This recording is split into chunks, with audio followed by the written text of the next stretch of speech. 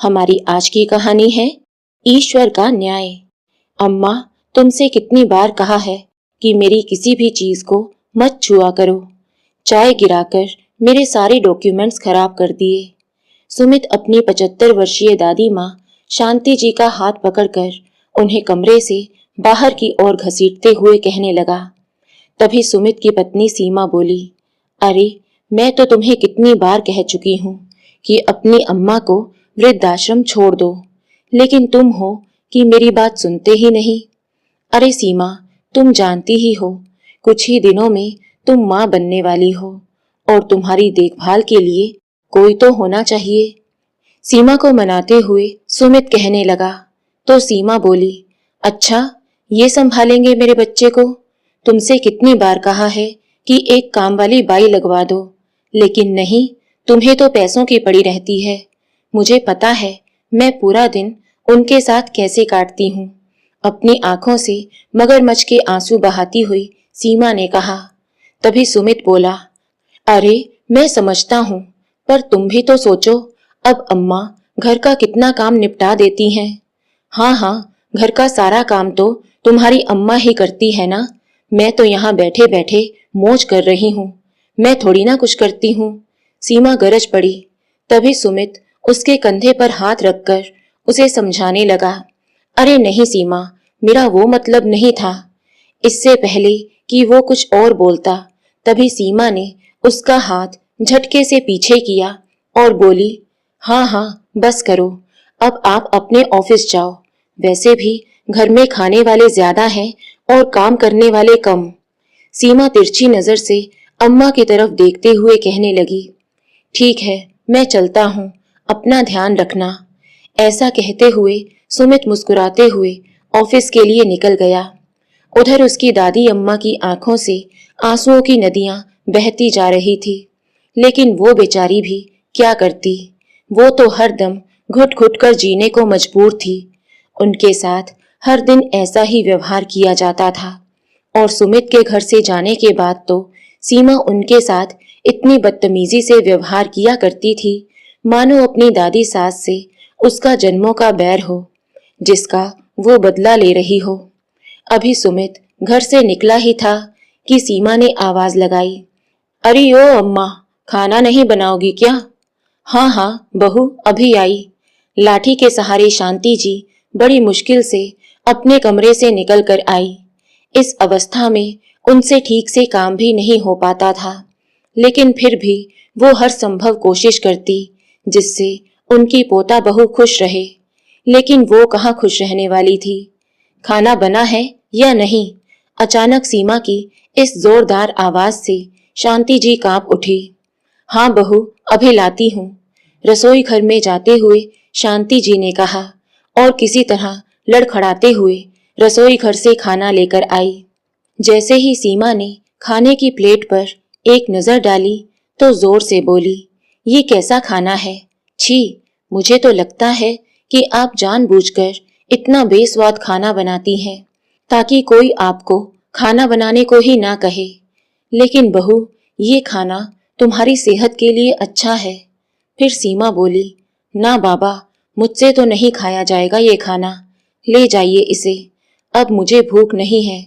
और हाँ, एक बात कान खोल कर सुन लीजिए, थोड़ी देर में मेरी सहेलियां घर पर आ रही हैं।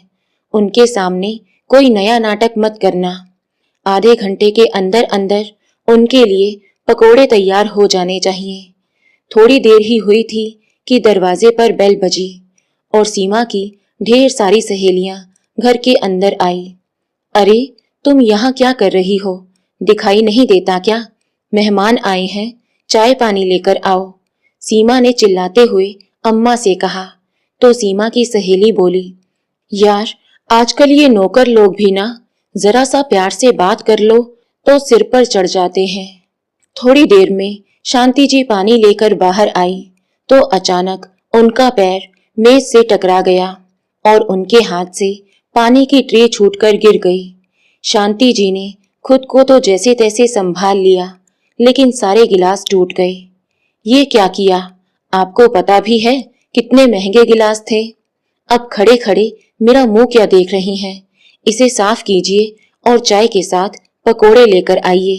सीमा एक के बाद एक नए व्यंजन की फरमाइश करती जा रही थी और बेचारी शांति जी की हालत काम करते करते बद से बदतर होती जा रही थी। शाम होते ही सीमा बोली, अच्छा, अब सुमित के आने का समय हो गया है, तुम सब जाओ। ठीक है यार, अगले हफ्ते मिलते हैं। ऐसा कहकर सभी सहेलियां एक दूसरे से बाय बोलकर चली गई। तभी सीमा की शैतानी खोपड़ी में कोई नई चाल जन्म ले रही थी। वो जल्दी से शांति जी के पास गई और बोली, अम्मा, मेरी वजह से आपको कुछ ज्यादा ही काम करना पड़ गया। अब आप जाइए और अपने कमरे में आराम कीजिए। तभी शांति जी बोली, लेकिन सुमित के आने का टाइम हो रहा है, उसके लिए भी तो खाना बनाना है ना। फिर सीमा ने सहानुभूति का नाटक करते हुए कहा, अरे नहीं, आपको भी आराम की जरूरत है, और अम्मा का हाथ पकड़कर कमरे की तरफ ले गई। लेकिन शांति जी आराम नहीं कर पा रही थी। उनके दिमाग में एक ही प्रश्न घूमता जा रहा था कि अचानक बहू का व्यवहार बदल कैसे गया। लेकिन थोड़ी ही देर में बाहर से रोने की आवाज आई तो शांति जी हैरान हो गई और छड़ी के सहारे बाहर निकली तो देखा सुमित गुस्से से आग बबूला होते हुए उनकी तरफ ही बढ़ रहा था। उसे गुस्से में देखते ही शांति जी समझ गई कि जरूर सीमा ने कोई नई चाल चल दी है। आज तो ये गुस्सा मुझ पर ही फूटने वाला है। ये सोचकर जैसे ही शांति जी पीछे मुड़ने लगी, तभी सुमित ने कहा, माँ, ये आपने क्या किया? आपको मालूम है ना, सीमा माँ बनने वाली है, फिर भी आपने। सीमा का नहीं तो ना सही, मेरे बच्चे के बारे में तो सोचा होता। लेकिन क्या हुआ बेटा? डरते हुए शांति जी बोली तो सुमित दोनों हाथों से उनके कंधों को झकझोरता हुआ बोला, क्या किया है? बोल तो ऐसे रही है जैसे कुछ मालूम ही नहीं। उसी समय सुमित सीमा का हाथ दिखाते हुए बोला, ये देखो, सीमा के हाथ में कितनी चोट लग गई है। उसकी हालत जानते हुए भी आप सारा काम उसी से करवा रही हैं। शांति जी ये देखकर हैरान थी कि सीमा के हाथ में पट्टी बंधी हुई थी और आंखों से मोटे मोटे आंसू बह रहे थे। मन ही मन सीमा सोच रही थी, जब तक इस बुढ़िया को वृद्धाश्रम ना भिजवा दूं, तब तक मैं भी चैन से नहीं बैठने वाली। तभी शांति जी ने कहा, माफ करना बेटा, कमजोरी के कारण खड़ा होना भी मुश्किल हो रहा था, इसलिए अभी आराम करने गई थी। अरे वाह, आप आराम करने गई थी, जान तो नहीं निकल गई थी ना? अगर आपने दोबारा ऐसी लापरवाही की तो मुझसे बुरा कोई नहीं होगा। बोलते हुए सुमित पैर पटकते हुए अपने कमरे में चला गया। जब सीमा कमरे में आई तो सुमित कहने लगा, तुम तो समझदार हो ना सीमा, फिर इतनी बड़ी गलती कैसे कर सकती हो? अगर अम्मा ने तुमसे काम करने को कहा था तो तुम्हें नहीं करना चाहिए था। अगर आज हमारे बच्चे को कुछ हो जाता तो? अरे, ऐसे कैसे कुछ हो जाता? अम्मा बुजुर्ग है, हमें तो उनकी बात माननी चाहिए। तभी सुमित उस पर प्यार लुटाता हुआ बोला, इसलिए तो मुझे तुम बहुत अच्छी लगती हो।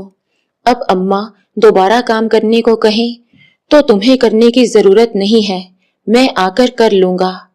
लेकिन सुमित, तुम्हें भूख लगी होगी ना, हाथ मुंह धो लो, मैं खाना लगाती हूँ।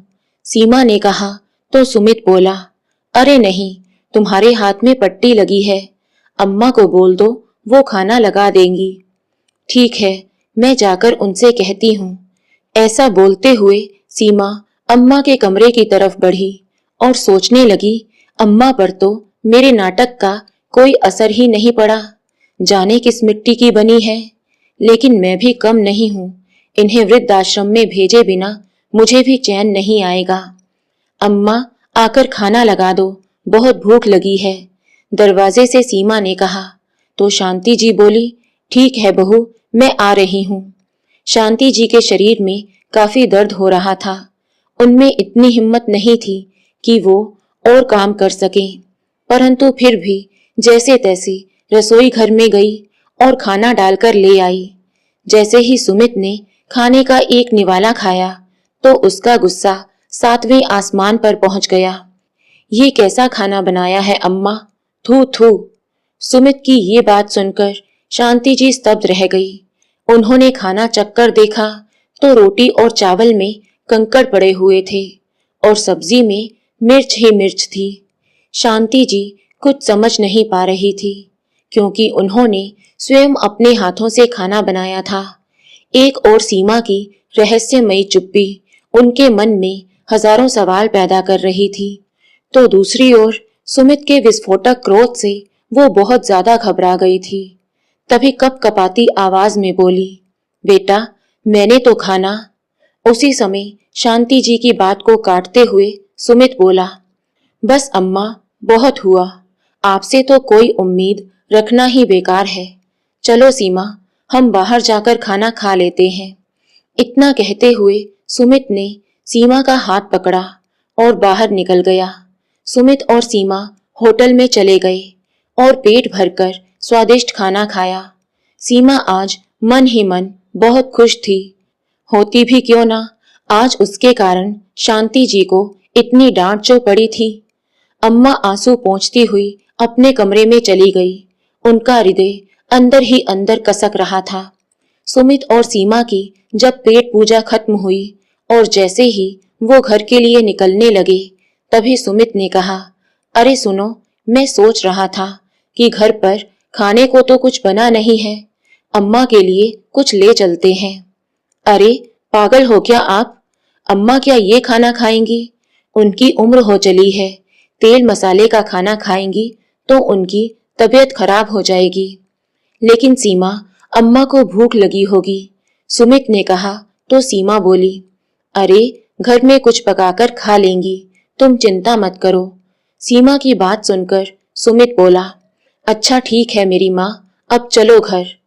ऐसा कहते हुए सुमित सीमा के साथ होटल से बाहर आ गया। घर पहुंचकर सुमित ने दरवाजे की घंटी बजाई, लेकिन दरवाजा नहीं खुला। उसने दोबारा घंटी बजाई, पर दरवाजा इस बार भी नहीं खुला। फिर सीमा ने कहा, अरे हमें आने में देर हो गई है ना, इसलिए वो सो गई होंगी। तुम दूसरी चाबी से दरवाजा खोल लो, मुझे बहुत नींद आ रही है। सुमित ने अपनी जेब से चाबी निकाली और दरवाजा खोलकर वे दोनों अंदर आ गए और कमरे में सोने के लिए चले गए। थोड़ी देर बाद जब शांति जी की नींद खुली तो अपने कमरे से बाहर निकली।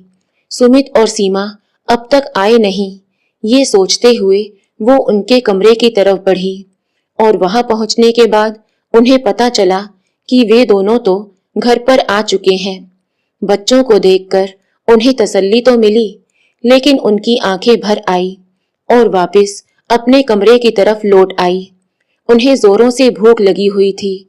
सोचने लगी, जब सुमित छोटा था और बिना खाना खाए सोने लगता था तो मैं कैसे उसे ये कहकर खाने के लिए मना लेती थी कि भूखे पेट सोने वाले ताकतवर नहीं बनते।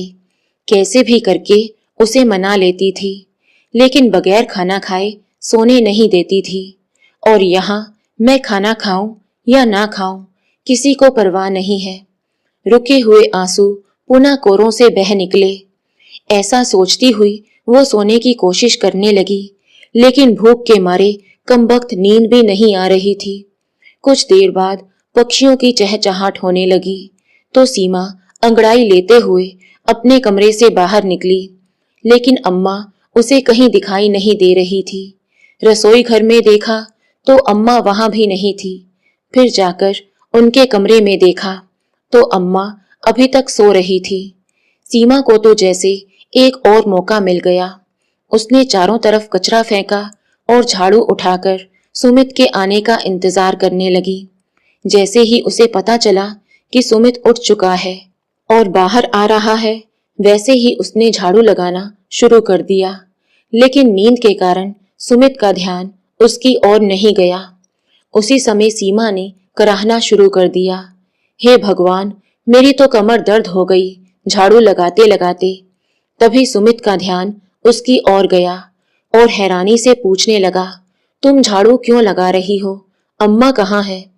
अरे सुमित, आप अम्मा से कुछ मत कहना, वो तो अपने कमरे में सो रही हैं। क्या इतनी देर तक अम्मा सो रही हैं? हाँ सुमित, उन्हें सोने दो। वैसे भी मैं तो इस घर की नौकरानी हूँ। वो काम नहीं करेंगी तो मुझे तो करना ही पड़ेगा। अरे नहीं सीमा, कैसी बातें कर रही हो? तुम बैठो। ऐसा कहते हुए सुमित अम्मा के कमरे की तरफ बढ़ा और जोर जोर से चिल्लाना शुरू कर दिया। अम्मा, कहाँ हैं आप? तभी शांति जी हड़बड़ाती हुई नींद से जाग गई। अम्मा, आपको कितनी बार कहा है कि ऐसी हालत में सीमा का ध्यान रखा करो। और सीमा झाड़ू लगा रही है। अगर आप उसका ध्यान नहीं रख सकती तो आपका इस घर में रहने का क्या फायदा? ऐसा कहते हुए सुमित ने सीमा के हाथ से झाड़ू ली और नीचे फेंक दी। सीमा को भूख लगी होगी और मैं भी ऑफिस के लिए तैयार हो रहा हूँ। जल्दी से खाना बना दो। और हाँ, कल रात जैसा खाना मत बनाना। इतना कहकर सुमित अपने कमरे में चला गया और शांति जी उसे देखते ही रह गई। समय अपनी चाल से चलता जा रहा था। दिन ब दिन सीमा के नखरे और उसका नाटक बढ़ता जा रहा था। अब सीमा का 9वां महीना चल रहा था। उसे तेजी से सीढ़ियां चढ़ते देख अम्मा ने कहा, बहू, ये वक्त बहुत संभल कर रहने का है। तुम ज्यादा सीढ़ियां मत चढ़ा करो और आराम से चला करो, नहीं तो बच्चे पर असर होगा। अम्मा, आप मेरे लिए अच्छा नहीं बोल सकती तो कम से कम मेरे बच्चे के लिए तो बुरा मत सोचो। मेरे सिर में बहुत दर्द हो रहा है।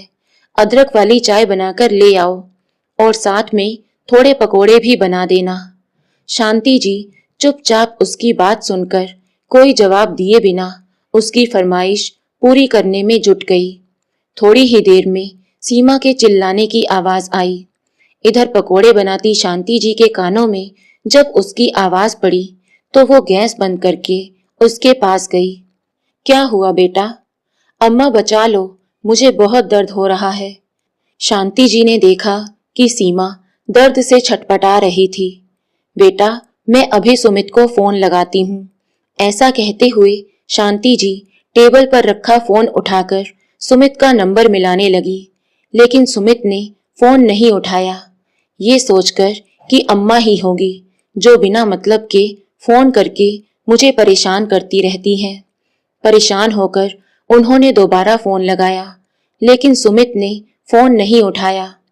एक बार और करके देखती हूँ, बुदबुदाते हुए शांति जी ने फिर से फोन लगाया।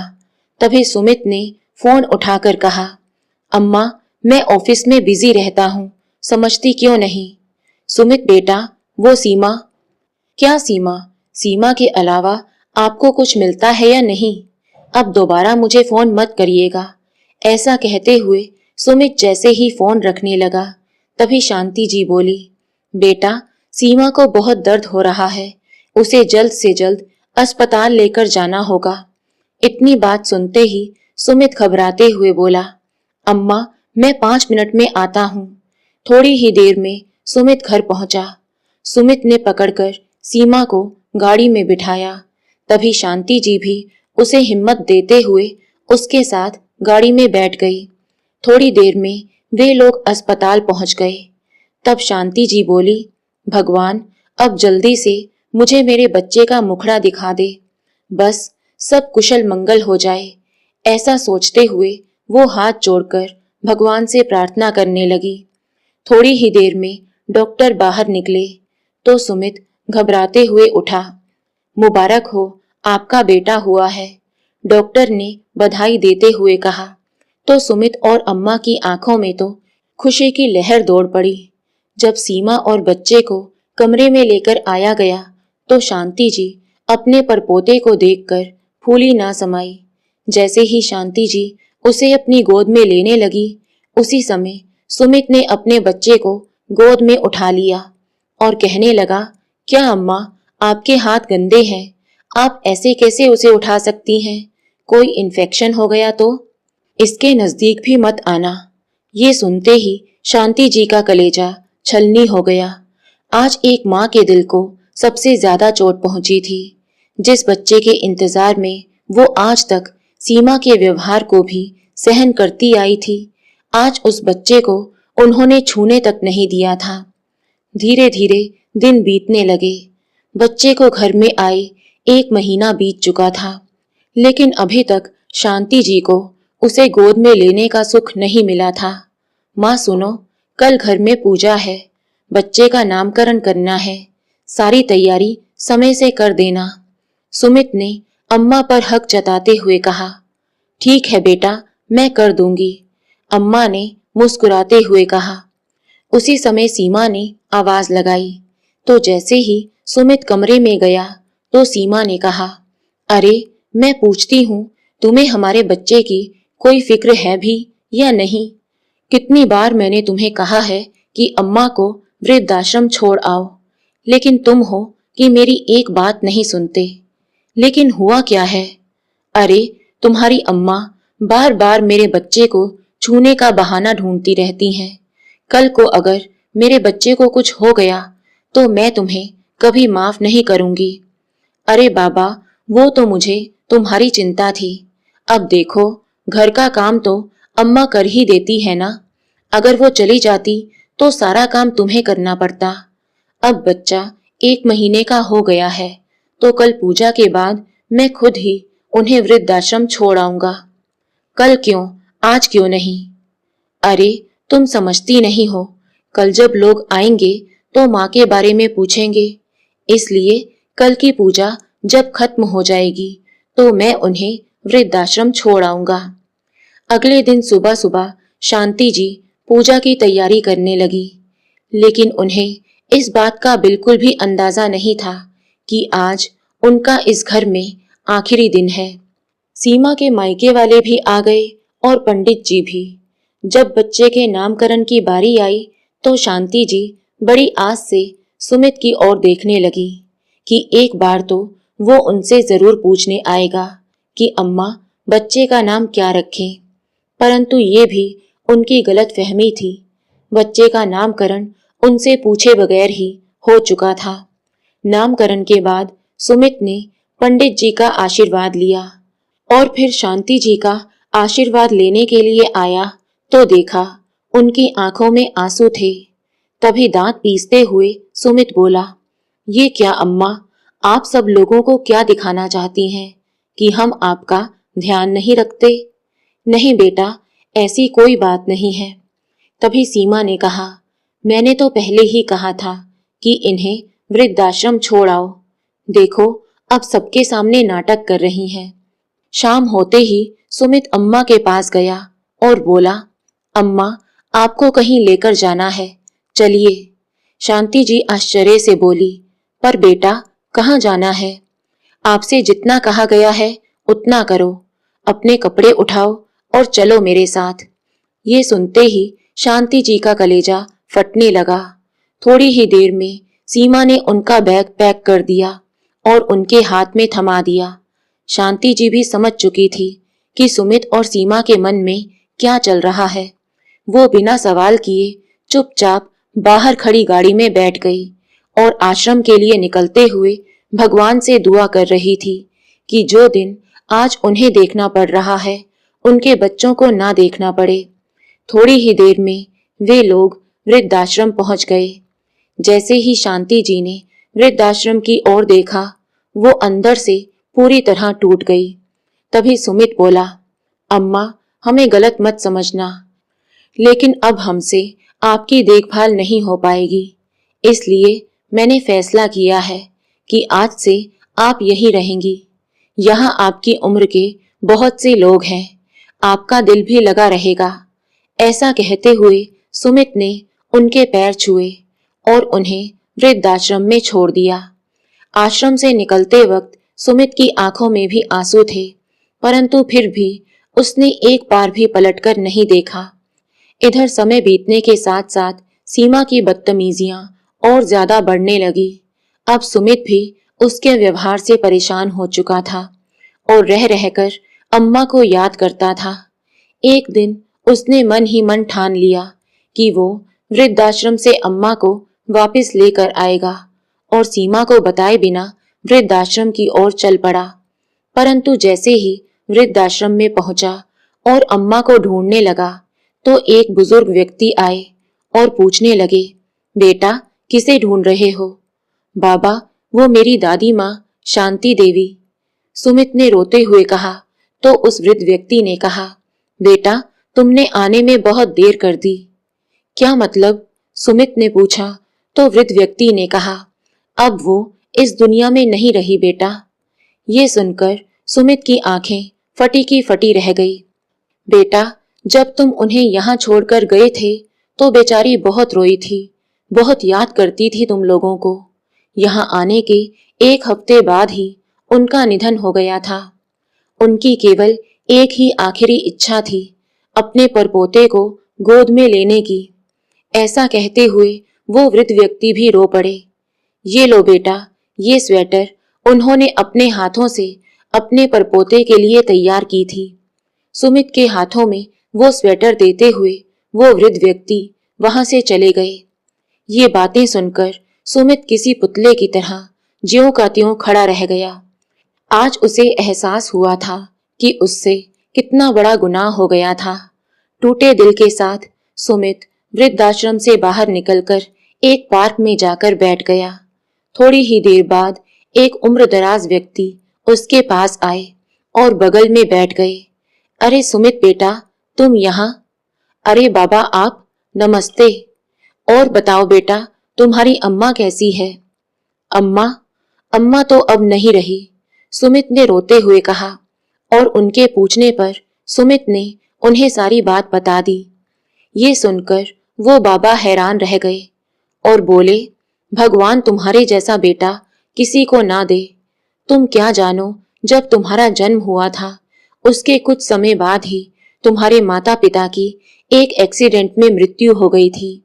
लेकिन अपने सामने अपने जवान बेटे बहू की मृत्यु के बाद भी अगर वो माँ जिंदा थी तो सिर्फ और सिर्फ अपने पोते के लिए, तुम्हारा भविष्य बनाने के लिए। वो पढ़ी लिखी नहीं थी, लेकिन लोगों के घर में झाड़ू पोछा करके, बर्तन साफ करके तुम्हारा पेट भरती थी। ना जाने कितनी ही रातें उन्होंने भूखे रहकर गुजार दी, लेकिन तुम्हें कभी भूखे पेट नहीं रहने दिया। खून पसीना एक करके वो काम करती रही और तुम्हें पढ़ा लिखा कर इतना बड़ा किया कि आज तुमने भगवान समान अपनी अम्मा को ही घर से बाहर निकाल दिया। अरे बेटा, तुम क्या जानो, शांति देवी तो सचमुच की देवी थी। अपनी जान से भी ज्यादा तुझे प्यार करती थी। तुमने तो अच्छा सिला दिया एक माँ की ममता का। इतना कहते हुए वो बाबा रो पड़े और उठकर वहां से चले गए। उनकी बातें सुनकर सुमित का हृदय मानो कुछ देर के लिए थम गया हो। अम्मा, मुझे माफ कर दो अम्मा, एक बार मेरे सिर पर हाथ फेर दो, वापस आ जाओ अम्मा। अम्मा द्वारा बनाए गए स्वेटर को चूमते हुए सुमित रोते हुए बोला। आज सुमित को अपनी गलती का एहसास हो चुका था, परंतु अब बहुत देर हो चुकी थी। वो अपने जीवन का सबसे बड़ा पाप कर चुका था, जिसका प्रायश्चित भी शायद नहीं था। समय बीतने के साथ साथ सुमित का बच्चा भी बड़ा होने लगा था। वे दोनों उसे हर खुशी देना चाहते थे, लेकिन सीमा के कारण घर में हमेशा झगड़ा रहता। अब सुमित को अपनी गलती समझ आ रही थी कि गलती आखिर थी किसकी, सीमा की या अम्मा की। लेकिन कहते हैं ना, इंसान तो अपने कर्मों को भूल जाता है, लेकिन भगवान कभी नहीं।